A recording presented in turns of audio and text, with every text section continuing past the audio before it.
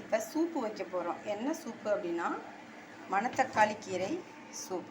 இதாக பாருங்கள், மணத்தக்காளி கீரை ஒரு கைப்பிடி அளவு எடுத்து வச்சுருக்கோம். சுடுதண்ணி காய வச்சுருக்கோம். இப்போ கீரை அள்ளி உள்ள வச்சுக்கலாம்.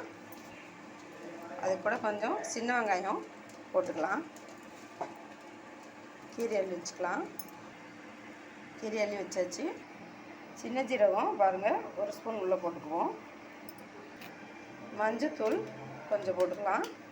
நல்லா வேகட்டும்.